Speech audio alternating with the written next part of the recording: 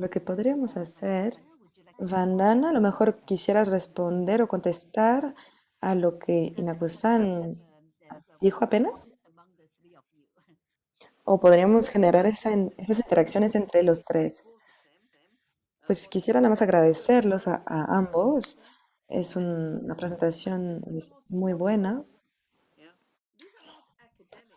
No son temáticas académicas, son temáticas, temas de vida o muerte.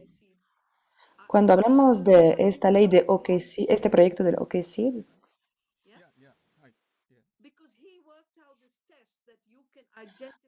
porque trabaja con esta prueba de si,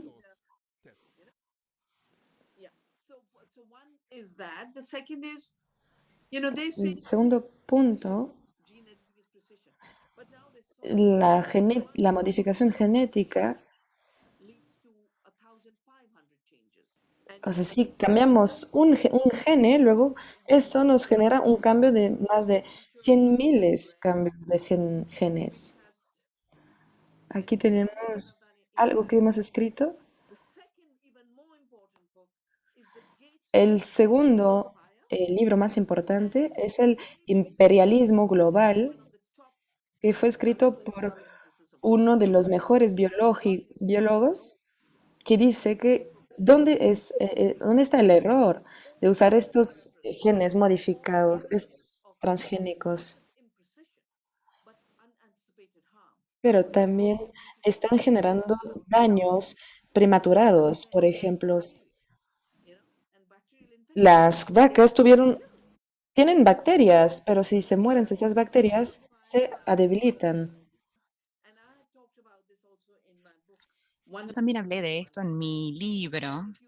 Y si quisieras escribirme, no tengo ningún problema, o sea, voy a hablar con mis colegas y desde ya que tienen la libertad de traducir todo esto, si quisieran, a japonés, por ejemplo, para las campañas. Y una cosa más que también es importante y que surgió a partir de algunas de mis presentaciones, luego al ver la presentación de Ana hoy, cómo el alimento de Asia, que estaba seguro en manos de los asiáticos, es decir, la soja se transformó en la razón más grande del ecocidio de todo el planeta. Es decir, yo vi en Amazonia, cómo la mafia de la soja mata personas. Así que creo que sería muy útil realmente poder trabajar en una campaña global como para ponerle fin al imperialismo de la soja, como yo suelo llamarlo. Necesitamos soberanía de soja e incluso una pequeña campaña, como dentro de lo que yo escribí allí, recuperar las semillas. Si uniéramos a Indonesia, a India, a China, a Japón, podríamos unirnos para recuperar justamente estas semillas, reclamarlas, reclamar la soja implica, en última instancia, reclamar nuestros derechos, porque no van a lograr de esta manera alimentarnos con transgénicos. Vamos a hacer que nuestros alimentos sean legales. Y quiero mencionar también una cosa más, porque nuevamente está vinculado con el primer producto que se vendió como natural. Trataban de hacer ingeniería transgénica para decir que era natural, pero no lo lograron. Esta es la empresa, no sé si se llega, Calist.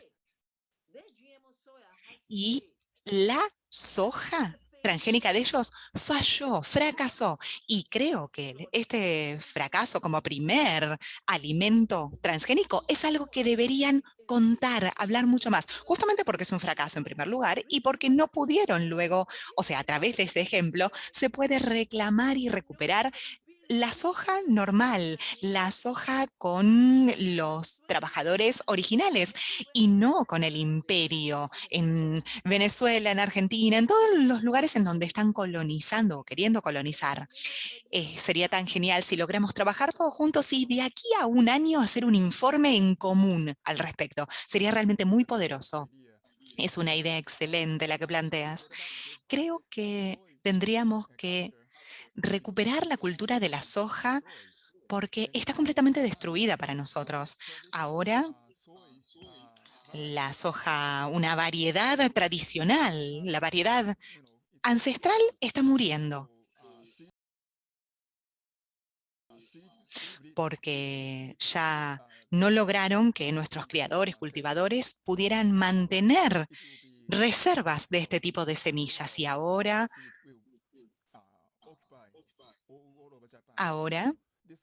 ya esto se expandió por todo Japón, así que es una tarea muy importante la que planteas para lograr salvar nuestra cultura de la soja y para detener la destrucción de la soja en América Latina. Sí, exacto. Hay que combinar ambas luchas, porque van de la mano en realidad ambas luchas. Es cierto, es muy cierto. Tienes razón. Excelente idea. Muchas gracias. Gracias, en serio. Déjenme agregar un comentario breve. Antes de que China cultivara su propia soja, desde en realidad comienzos de la década del 90, las, l- las leyes tuvieron un gran impacto sobre la soberanía. Hubo mucha manipulación de los precios y luego la gran mayoría de las compañías de soja entraron en bancarrota y fueron tomadas después. O sea, la historia de esa época fue bastante trágica. Y la pregunta que surge, ahora en realidad para Bandana fundamentalmente, mencionamos que deberíamos tener esta campaña global para detener el imperialismo de la soja, pero en los bancos de semillas que ustedes tienen, ¿se pueden promocionar las semillas de soja no transgénicas? Porque la mayoría que encontramos, de la que encontramos ahora ya es con OMG. Sí, pero en realidad era el único lugar en donde solía crecer la soja. Hay dos especies de soja, digámosla así. Una es muy antigua y luego está la más contemporánea, la más reciente. India solo tiene la más antigua y tenemos 4 variedades de esa. Y no es que la guardamos, sino que la utilizamos. Porque realmente es muy buena, o sea, es muy rica. A mi mamá le encantaba, simplemente uno la tuesta en una sartén y es un snack excelente. Ahora, lo hermoso de estas semillas es que si se tiene una, se puede multiplicar. Mi mamá había traído 2 granos de un trigo antiguo y lo logramos multiplicar. Y este trigo, que no da alergia al gluten, ahora está en todos lados, se expandió. O sea que tenemos algunas semillas, algunas del arroz antiguo y queremos plantarlos en todos lados ahora. Así que sí, tengamos una campaña en conjunto para detener el imperialismo de la soja, que incluye la destrucción del cerrado de Amazonas, que implica detener la expansión del cáncer, de la violencia sobre los pueblos indígenas y generemos nuevamente esta soberanía de la soja, que implicaría 3 elementos. Creo, en primer lugar, un banco de soja, es decir, en algún lugar, puede ser en cualquier área, pero que haya una multiplicación de estas semillas. Segundo, el segundo aspecto de esta soberanía sería alimento indígena, es decir, elemento original a partir de la soja. Y en tercer lugar, mostrar, porque se mencionaba antes en el momento, en la década del 90, cuando desapareció la soja en China, bueno, los 90 fueron la época justamente del imperialismo, fue cuando empezó todo, en el 1991 estuvieron todas estas leyes, así que la década del 90 es donde surgió justamente todo el lobby anti-alimento, porque destruyeron mucho de los alimentos, destruyeron la calidad del alimento. Y creo que esto es esencial, porque ustedes en la universidad pueden hacer el mismo trabajo que hacemos nosotros en India. Por supuesto, esto es importante a nivel mundial. La única razón por la que destruyen las semillas es diciendo que no las necesitamos, pero nuestro trabajo muestra que con respecto a la nutrición son necesarios. Con respecto al peso quizás no, pero con respecto al tamaño también es distinto. Pero lo importante del alimento es la nutrición. Y por eso es que nosotros analizamos la nutrición por acre o por hectárea. En Japón, en China, si logran que algunos de los laboratorios analicen los estilos viejos de soja y los nuevos, los transgénicos, y miren el contenido nutricional. Esta comparación sería muy importante. Muchas gracias. Tenemos algunas preguntas también que nos van llegando. Tenemos una en la sección de preguntas y respuestas. Es una pregunta para ustedes. Dice, hola, me gustaría preguntar sobre la comida real. Los profesionales de los transgénicos tienden a utilizar la disponibilidad de los alimentos como razón para seguir produciéndolos. Entonces, ¿cómo se puede responder a este problema? ¿Cultivando nuestra propia comida? ¿Es suficiente satisfacer estas necesidades? ¿Cómo qué pasa con el suelo? Y también quiero preguntar sobre el arroz, la comida y el colonialismo, porque al arroz se lo culpa siempre como fuente de carbohidratos, que dice que no es saludable para nuestras vidas. Y todos los programas de dietas tienden a excluir el arroz como parte del menú. Entonces, la pregunta es, ¿esto es colonialismo o realmente el contenido o es parte del contenido nutricional del arroz? Son preguntas muy importantes estas.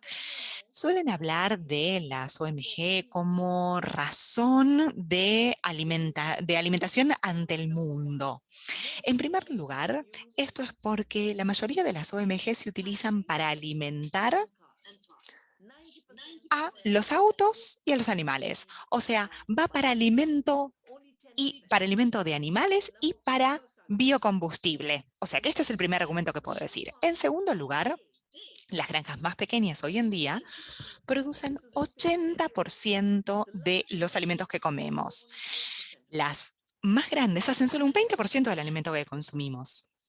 Y la mayor parte de esto es tóxico, es decir, está vacío desde el punto de vista nutricional. Segundo argumento, entonces. Ahora, tercer argumento. Es necesario tener OMGs para poder aumentar el rendimiento de la comida, del alimento, pero el OMG no tiene nada que ver con la producción. Déjenme explicar la técnica como para que lo entiendan un poco mejor. ¿Cómo se hace una OMG? Si yo, por ejemplo, tomo parte del alimento de la planta del algodón y si yo la quisiera incluir, tomar el gen de aquí e incluir en la parte de soja, no lo pongo, por supuesto, sino que lo pongo en realidad en el suelo. La tecnología es tan confiable, es tan poco confiable que una en 100.000 de las inyecciones van a entrar en el lugar en donde uno quería que ingresaran. Entonces, uno envía, no sé, la cantidad de 100.000 inyecciones que se hacen, casi ninguna entra en la célula, sino que va a otro lado, el lado erróneo, y da resultados erróneos. Depende de donde el gen entre, va a hacer tener un impacto diferente. Como es tan poco confiable, tienen que agregar marcadores que ya son, por supuesto, un problema grande para todo el medio ambiente.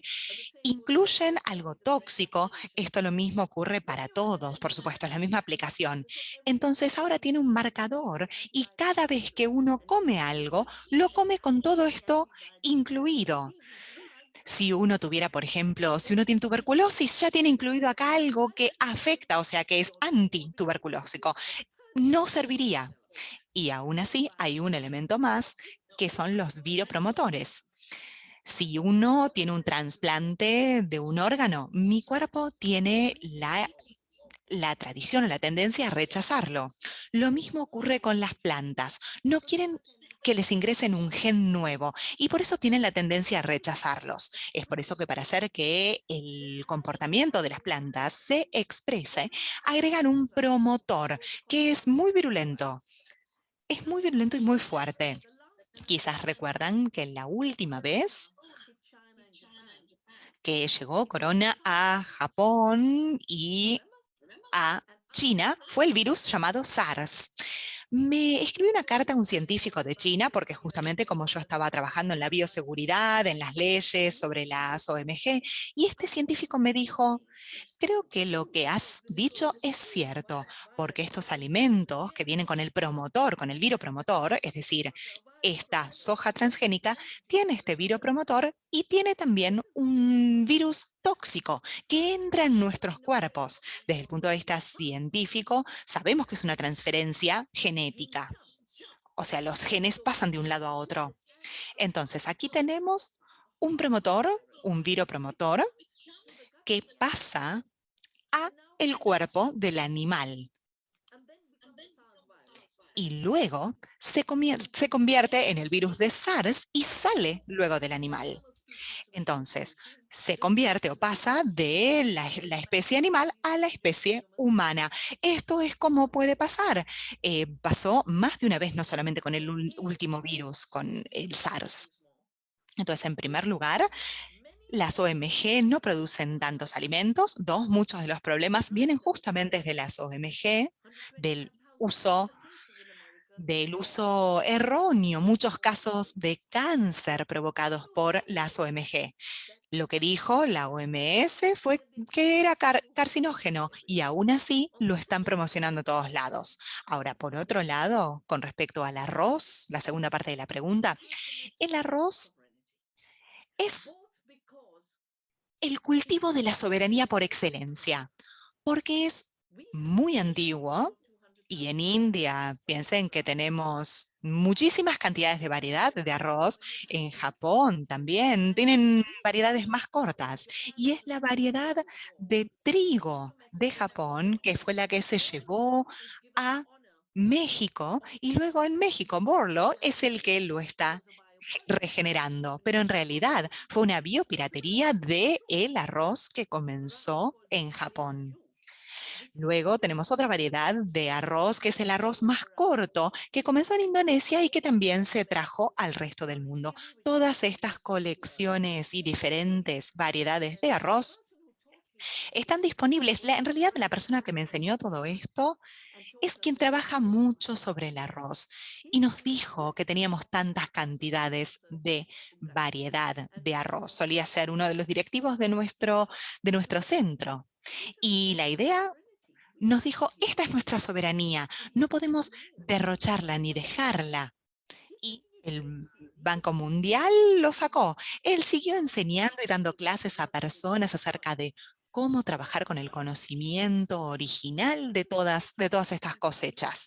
El arroz siempre se vio como una amenaza por los imperios. Déjenme darles otro ejemplo. Durante la guerra de Vietnam, Vietcong solía unirse, porque cuando se hace trasplante de arroz, todos tienen que trabajar en conjunto. Es la sensación de comunidad. Y Kissinger dijo, tenemos que destruir sus derechos, tenemos que destruir sus comunidades, porque si no, no vamos a lograr vencer al Vietcong. Y empezaron a utilizar el alimento como un arma. Kissinger dijo, tenemos que convertirlo en una cultura de el pan y no del arroz. De la misma forma en la que Bill Gates continuó con este imperialismo, pensando que todos íbamos a tener que terminar comiendo, por ejemplo, el tipo de arroz que ellos determinaran. Todas nuestras variedades de arroz son nutritivas, son diferentes. Tenemos arroz negro, arroz rojo, arroz blanco. Y si uno no lo limpia, no lo lustra, también tiene hierro, también tiene aceite. O sea que, ¿qué implica todo esto? Piensen que sacan el aceite del arroz y después nos venden arroz por un lado y aceite por otro lado. Si lo comiéramos junto, tendríamos ambas cosas. Si es puro, si está lustrado, ahí sí es carbohidrato puro. Pero si lo tuviéramos con el envoltorio, que es el de aceite, sería muy nutritivo. Nuestros científicos en India han mostrado que los arroces originarios tienen un 20% más de nutrición o de valor nutritivo que los actuales. Y por eso cuando decimos que al analizar cualquier tipo de comida, tenemos que empezar en la proporción nutritiva. Tenemos que analizar acres y hectáreas según el valor nutritivo. Para luego, pueden ir a nuestro sitio web y ver el informe. Durante 10 años trabajé justamente en ver qué es justamente cuál es el valor nutritivo, convertirlo en una tabla nutritiva y podríamos alimentar 2 veces a toda la población de India. Podríamos, en realidad, alimentar 2 veces a toda la población mundial utilizando estos conceptos y utilizando estas semillas. Perfecto, creo que Ana volvió. Ana, ¿has vuelto? ¿Quieres agregar algo? A ver si tu conexión está bien. Que digo que inclusive con toda la evidencia que tenemos, ¿no? En medio de la crisis, de que este modelo de conocimiento que es racista, que es patriarcal y que es imperialista, ha agudizado y es la causa principal, ¿no? Como lo leemos en los trabajos de la doctora Vandana Shiva, de la crisis que tenemos en este momento de salud, de alimentación y de control de la vida, básicamente, ¿no? Seguimos con una gran ausencia en la construcción de las alianzas, de reconocer la potencia que tienen nuestros propios sistemas indígenas. Por ejemplo, en el caso latinoamericano, tenemos todavía mucha fragmentación en nuestras propias agendas de lucha. Pensando en esta invitación, ¿no? a mirarnos como una alianza sur-sur, eso es como un tema muy pendiente. En las presentaciones veíamos cómo estos modelos avanzan, inclusive en la apropiación de los fondos públicos, que son fondos de los trabajadores, que son fondos de pensiones, y que todos esos esfuerzos se colocan de manera desproporcionada para aniquilar los territorios indígenas y todas las iniciativas de resguardo y protección de la tierra. E inclusive, con esas evidencias, nosotros todavía tenemos muy fragmentadas las alianzas, por ejemplo, entre organizaciones indígenas, entre organizaciones campesinas. Tenemos todavía muy pautadas nuestras agendas de manera fragmentada, en una por la lucha por la tierra, en otra los pueblos indígenas defendiendo sus territorios de manera separada, lo que genera muchísima más debilidad. O sea, nuestras potencias son enormes. Ahí al inicio, cuando la doctora Shiva hablaba de la importancia en este momento de conectar entonces todo ese legado del conocimiento indígena en relación a la salud que existe en Asia. Eso es algo que nosotros no podemos seguir posponiendo. No podemos seguir postergando la posibilidad de la vida porque ya no queda más tiempo, ¿no? Entonces nosotros lo vemos aquí muy claramente. Como todos los fondos públicos, que son nuestros fondos como ciudadanas, se volcan a privilegiar a todas, son apropiados por todas estas transnacionales y que en contextos de crisis profundizan esos controles sobre nuestra alimentación. Y bueno, construyen desde esa necropolítica el proceso de profundización de esa dictadura del hambre, porque es una dictadura del hambre, una dictadura de la muerte. En el caso de Venezuela, en el caso de Haití, nosotros vemos cómo se desarticulan todos estos sistemas de producción locales, campesinos, indígenas, en favor de todas estas políticas de ayuda alimentaria que son construidas y financiadas por nuestros propios recursos como ciudadanos del mundo. Y entonces empiezan a profundizar el desmantelamiento de nuestro sistema en condiciones de mayor pobreza. En el caso venezolano tenemos una invasión, una ocupación de agencias de ayuda internacional diciendo que el principal problema de los venezolanos es el hambre y trayendo entonces alimentos de las corporaciones, semillas de las corporaciones a ocupar nuestros territorios en el mismo formato que lo han hecho en otros territorios. Cuando en nuestras comunidades lo que vemos es que hay un proceso de florecimiento y resistencia que lo que está es revitalizando esas formas indígenas. Tenemos historias de resistencia milenarias. O sea, aquí hay pueblos indígenas que lucharon 200 años para defender sus territorios de la ocupación europea en el siglo XVI, en el siglo XVII. Y es esa herencia la que nos alimenta hoy. Entonces creo que el gran desafío es lograr articular esas formas de conocimiento en esta escala global, ¿no? Sur-sur, porque el agronegocio sí está articulado de manera global. Entonces nosotros todavía tenemos una fragmentación inclusive en las agendas con mayor potencia, la agenda de la vida campesina, las agendas de los pueblos indígenas, y está todo todavía muy separado. Pero lo que la pandemia nos revela es cómo esas separaciones son artificiales.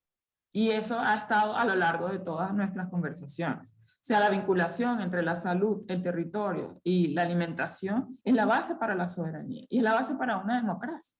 Entonces creo que los pasos que nos invitan a hacer estos espacios de reflexión es a profundizar en esas conexiones, ¿no? Más profundas, y que definitivamente tienen que venir desde esta mirada, desde el sur.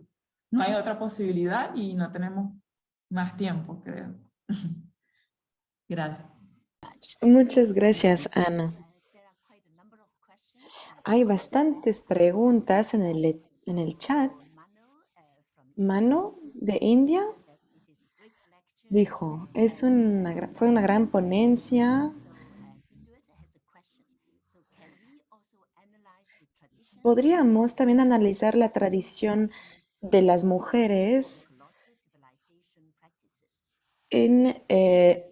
con elementos de culto que refuerza la civilización ecológica dentro de sus prácticas. Luego la pregunta de la audiencia china. Tenemos 100 personas en la audiencia china que están escuchando. La primera pregunta es, profesora Chiva, ¿podrían decirnos más acerca del papel de la medicina tradicional india luchando contra la pandemia del COVID? La segunda es la gran fundación de Bill Gates. ¿Cómo y otras grandes compañías farmacéuticas controlan el sistema de salud global? ¿Cómo podemos resistir frente al imperialismo occidental medical? También otra pregunta es, ¿qué piensa acerca de las protestas actuales que está pasando acerca de los granjeros indios? ¿Y cuál es su opinión acerca de de la vacuna? ¿Y qué piensa, cómo podríamos contrarrestar el COVID-19? Otra pregunta, muy buena presentación. Esta temática es vital para el futuro de nuestra humanidad. No es de mi ámbito de estudio, de investigación, pero como ciudadano, este desafío mundial, quisiera contribuir a la campaña mundial contra la destrucción o contra el camino destructivo de la agricultura que ha sido gestionado hasta hoy en día. Brasil se ubica en un proceso muy acelerado de destrucción de la vida en diferentes formas, hoy en día más que nada con el gobierno de Bolsonaro. Entonces, las voy a leer todas. Muchas gracias a la bandana, gracias a Bandana que nos ha inspirado mucho desde siempre. La buena noticia es que la Vía Campesina, como uno de los movimientos sociales más importantes del mundo, ha logrado a poner adelante la idea que el campesino o la agricultura campesina es la más apropiada y moderna, es más moderna aún que el agrobusiness, el agronegocio, y que está proponiendo una estrategia contra los gemos y la promoción de la soberanía alimentaria. Para responder, ha hecho el mejor libro sobre Lakshmi. Tenemos un gran programa sobre la investigación de arroz y de alimento en general. Y tengo que decir que dos partes de India que hablan, tenemos una gran cultura alimenticia allá. Pero cuando cosechan el arroz, lo ponen en un bote muy bonito, cuidado, o hecho por las mujeres de forma artesanal. Y este arroz es Lakshmi, es la diosa de la abundancia. E- e- Ella rechaza de tener de tener estas castas. Entonces, ella dice que todos tienen que tener acceso a una alimentación sana. Lakshmi, por favor, lean este libro, La rebelión de Lakshmi. Como dije, es uno de los arroz más sofisticados que tenemos. Porque lo que hemos hecho hace 10 años en el festival de... Porque aquí cada mes tenemos un festival de una divinidad. Por ejemplo, el cultivo, la cosecha del arroz. Cada estado del ciclo del arroz tenemos una festividad, una festividad. Y acerca de las personas que han lidiado con el COVID, en contra del COVID, a través de toda la India, quien sea que tuvo acceso a la medicina indígena,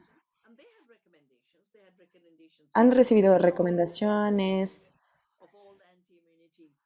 de todo cómo regenerar su autoinmunidad. Pero claro, la medicina occidental tiene el dominio. Lo que sí sé, un amigo científico, un físico, acerca de la agricultura y la ecología, ella se giró fue en hospitales y sanó, curó a personas que tenían COVID con medicina tradicional. En la memoria de este conocimiento ancestral, ese es el nivel de cientificidad que tenemos, de conocimiento científico que tenemos. ¿Qué son los granjeros, como agricultores? Los Rockefellers, IG Farmers, Monsanto, Bayers, todos ellos es un grupo de personas que genera los químicos para las guerras y también, y eso, ellos mismos se convirtieron después de estar dentro de la guerra, las compañías químicas son las mismas. Bayer te da cáncer a través del Roundup y están intentando desconstruir nuestras propias leyes, pero no es porque están reformulando esta medicina que es buena o que es una medicina, es la misma. Han fracasado hasta ahorita porque en lugar de ser 100.000 rupees por mes, lo que cuesta una medicina es mucho menor. Pero luego vienen con sus vacunas y luego implementan patentes sobre sus vacunas. Si fue tan de repente, ¿cómo podrían tener ya un patente en 2015 sobre la vacuna, sobre el corona? Ya había una preparación de monopolio de las farmacéuticas y a través del neocolonialismo estuvieron borrando los conocimientos indígenas. Y por eso necesitamos una resurrección de los conocimientos indígenas, pero también reconocer el reduccionismo hace 100 años, cuando la teoría cuántica llegó,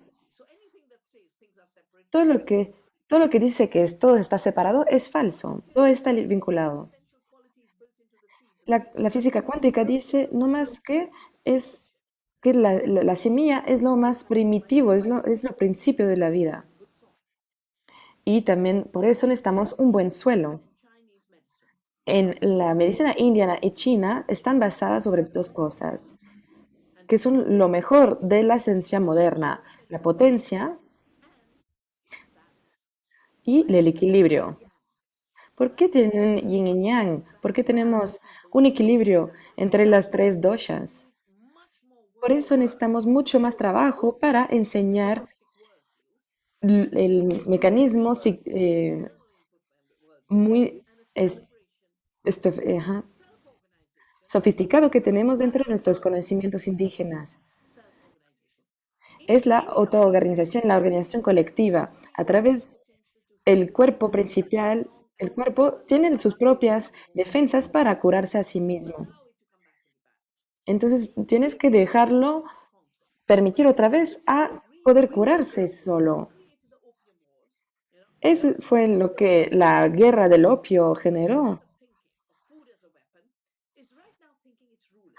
Ahora, la guerra del alimento es lo que nos está matando.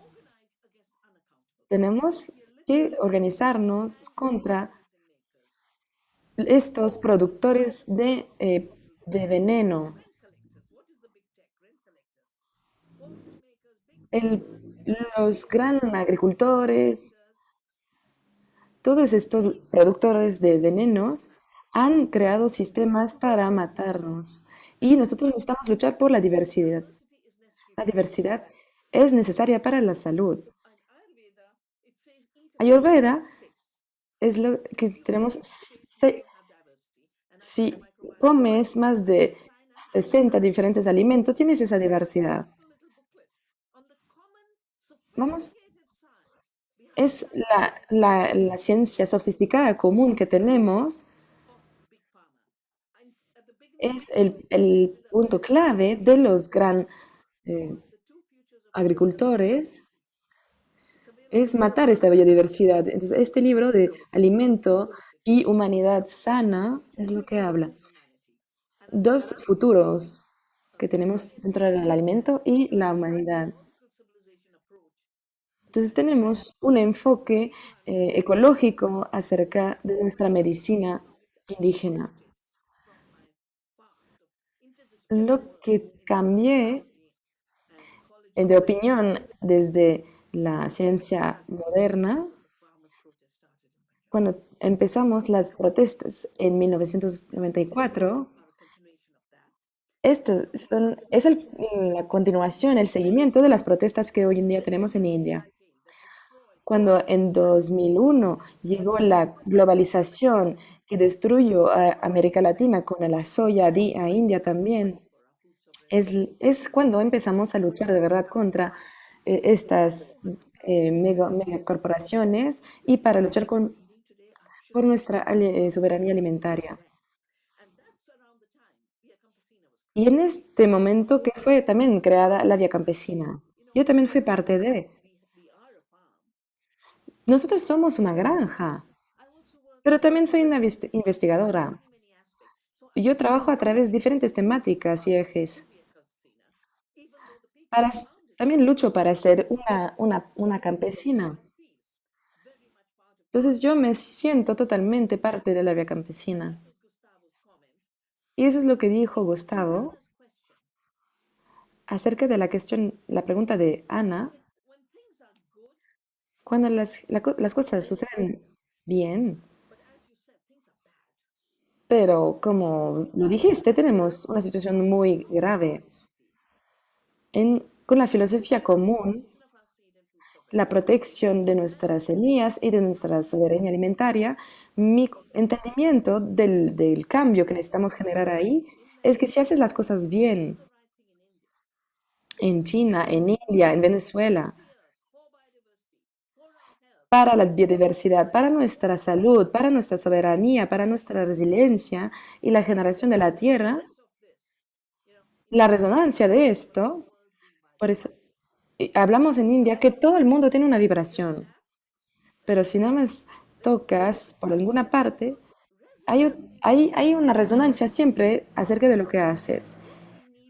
Y eso es lo que nos vuelve poderosos. Cuando aquí tenemos un libro Hice 7 años de investigación sobre el cambio climático y cómo nuestros granjeros pueden llegar a ganar más dinero, cómo pueden recuperar su salud. Se llama biodiversidad, agroecología y agricultura orgánica regenerativa. Es una situación sobre India, pero yo puedo apostarles que se adapta a cualquier contexto de sus propias regiones. Es el resultado, perdón, de 27 años de investigación que hice para realizar ese libro. Hemos logrado a regenerar nuestros suelos, son más ricos ahora y tenemos más salud, somos más sanos. ¿Por qué? Porque nuestra comida también es más saludable. Entonces, es una forma de tener unas semillas de esperanza.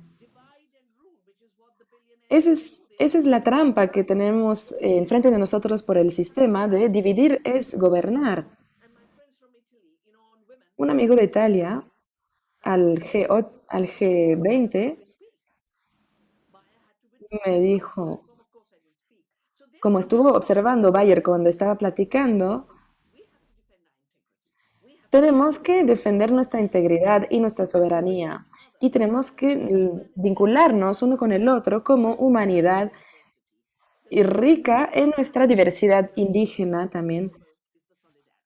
La globalidad es la solidaridad. Muchas gracias. Gracias, Vandana. Inaku-san, ¿quisieras agregar algo? Lo siento, pero estoy muy impresionado, impactado del discurso de Vandana. Es un proceso tan histórico y nos enfocamos en cómo lo tenemos que hacer ahora.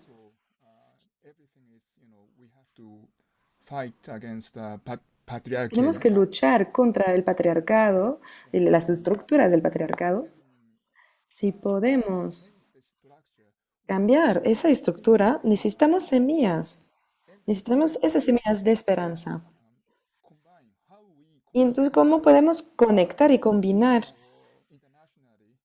de forma regional o internacional estos modelos que tenemos que repensar? Tenemos una semilla de soya, de frijol muy buena, de soya, muy tradicional también. No es un caso aislado, pero sí podemos combinar nuestros trabajos, podríamos desarrollar esta lucha internacional mucho mejor para cambiar esta dieta. Perdón, pero estoy muy conmocionado. A lo mejor hay una pregunta más de la audiencia china. Yo trabajo en la reconstrucción rural, el movimiento de reconstrucción rural China. Yo promuevo a los jóvenes de regresar hacia sus pueblos, pero no es cosa fácil. Sí hay también movimientos así en India y cuáles son los obstáculos y cómo poder superar esos obstáculos. También una última. Si quisieran poner, aquí es un poquito tarde para traducirlos aquí, pero la segunda pregunta es, ¿qué es lo que piensa usted acerca del desastre nuclear de Fukushima? Acerca del tema de la reconstrucción rural, he trabajado tantos años en la regeneración de la agricultura y la defensa de los derechos de los pequeños campesinos.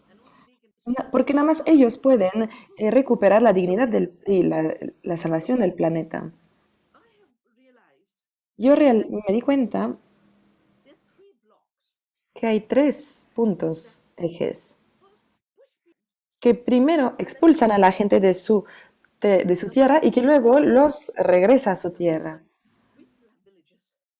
Porque esas personas siguen siendo campesinos y aunque vayan a las ciudades buscando trabajo, esos trabajos no son reales. Entonces tienen que regresar a sus tierras. Y yo también trabajo con mucha juventud, porque la industria ha rechazado a los jóvenes, la industria agrícola también, pero yo necesito más más manos para que pueda ayudar a ese movimiento. Entonces, en lugar de estar un mente pensante sin cuerpo, nunca pensamos en las manos que tienen que crecer. Estas, estas manos, esta fuerza trabajadora tiene que crecer, tiene que regresar a sus tierras.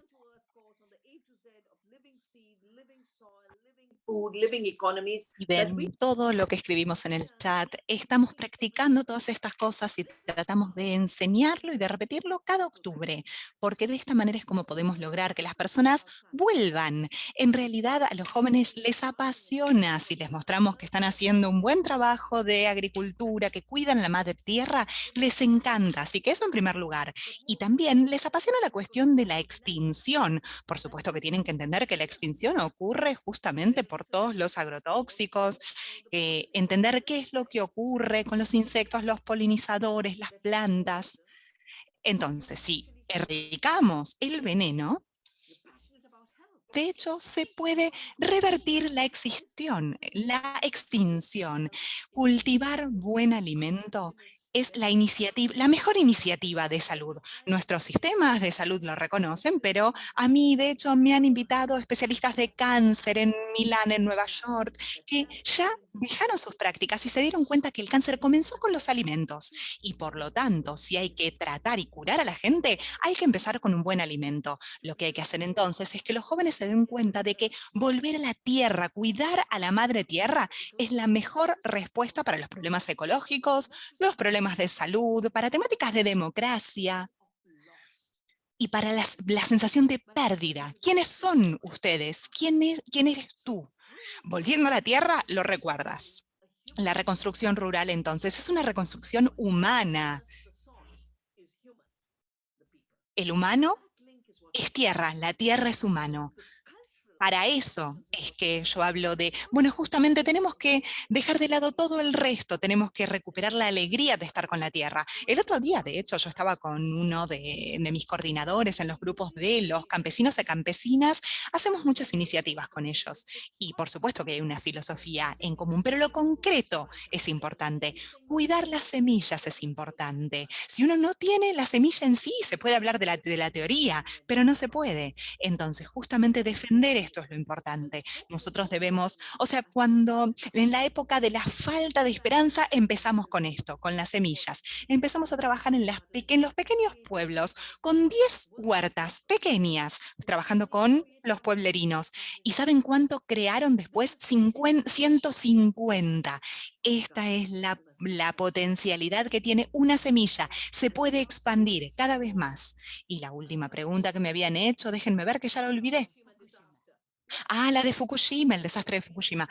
Bueno, yo estuve estudiando física nuclear, estuve analizando los reactores nucleares, mis profesores eran físicos, y después mi hermana me despertó la cabeza, la neurona, diciéndome, ¿te das cuenta de la radiación que hay? Así que ahora para mí es un poco una tontería en realidad, poder crear fisión y arriesgarnos a estos desastres simplemente por hacer hervir agua para lograr lo que queremos. Se puede hacer de manera más simple, no necesitamos lo nuclear. Y han llegado dos preguntas más. Creo que simplemente vamos a tener tiempo para estas últimas dos preguntas y nada más.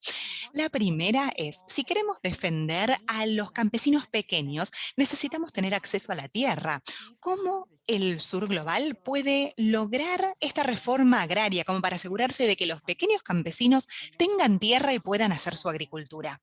Y la última pregunta es cómo se puede evitar en el proceso de la descolonización restituir el conocimiento endógeno, es decir, de salud, de alimentos, sin dejar de lado el conocimiento de Occidente. Bueno, con respecto a la primera pregunta, la temática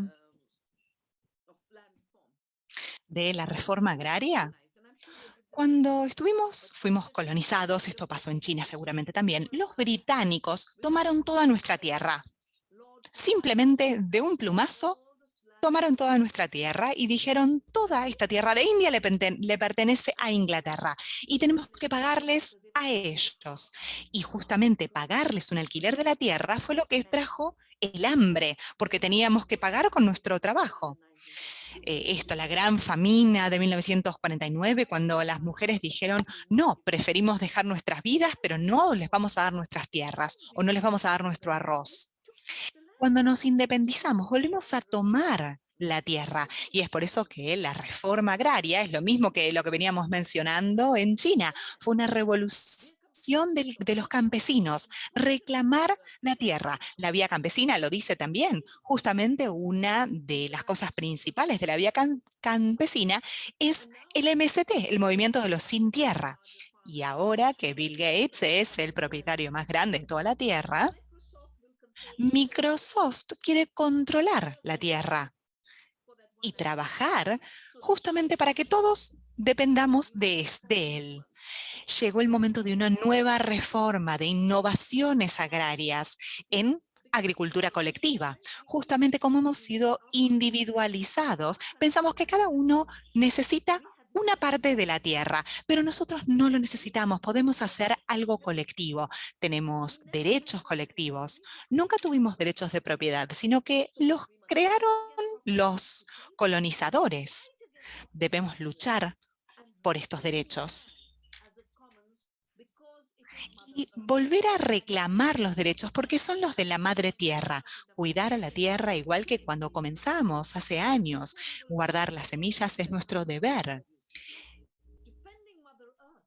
Defender a la madre tierra también es nuestra obligación y por lo tanto no vamos a aceptar la inevitabilidad de que 4 millonarios van a ser los dueños de todo el mundo y que nos van a cobrar todo, nos van a cobrar.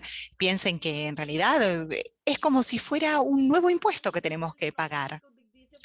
Nosotros tenemos que pedir permiso para utilizar la tierra y luego pagarles.